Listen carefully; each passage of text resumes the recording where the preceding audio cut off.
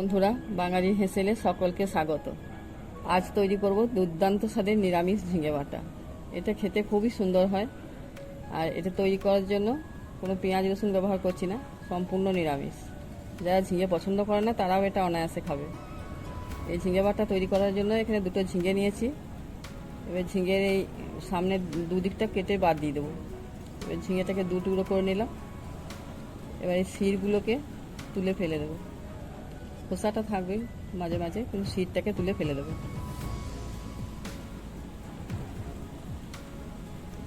এবারে ঝিঙেগুলোকে ছোট ছোট টুকরো করে কেটে নেব।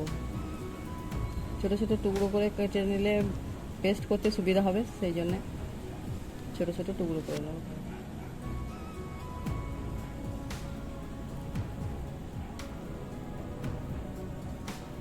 সব ঝিঙেগুলো আমি ছোট ছোট টুকরো করে কেটে নিয়েছি। এবার একটা মিক্সি জারের মধ্যে কেটে রাখা ঝিঙেগুলো দিয়ে দেবো। দিয়ে একটা মিহি পেস্ট বানিয়ে নেব। দেখুন, ঝিঙেটা আমাদের পেস্ট হয়ে গেছে। এবার একটা কড়াই তেল গরম করতে দিলাম। তেলটা গরম হয়ে এলে ওর মধ্যে কালো জিরে আর দুটো কাঁচা লঙ্কা ফোড়নে দিলাম। কাঁচা লঙ্কাগুলো চিড়ে দিয়েছি।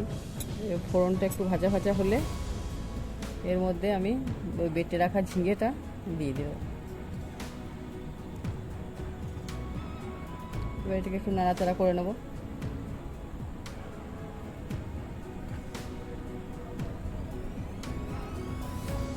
এবার এর মধ্যে দিয়ে দেবো নারকেল আর কাঁচা লঙ্কা বেটে রেখেছিলাম, সেটা 1 চামচ দিয়ে দিলাম। আর 1 চামচ পোস্ত বাটা।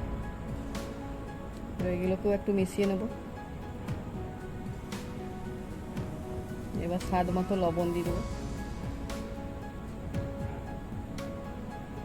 সামান্য হলুদ গুঁড়ো আর সামান্য চিনি। এবার এগুলো সব কিছুকে নাড়াচাড়া করতে থাকবো সমানে, যতক্ষণ না কড়া থেকে ছেড়ে আসছে। আঁচটা অবশ্যই কমিয়ে রাখবো, কম আঁচে আস্তে আস্তে এটাকে করতে থাকবো। দেখুন, এটা কড়া থেকে ছেড়ে এসছে। এবার এটাকে তুলে নেব একটা প্লেটের মধ্যে। উপর থেকে সর্ষের তেল আর কাঁচা লঙ্কা দিয়ে এটাকে পরিবেশন করব। এটা গরম ভাতের সঙ্গে খেতে খুব সুন্দর হয়।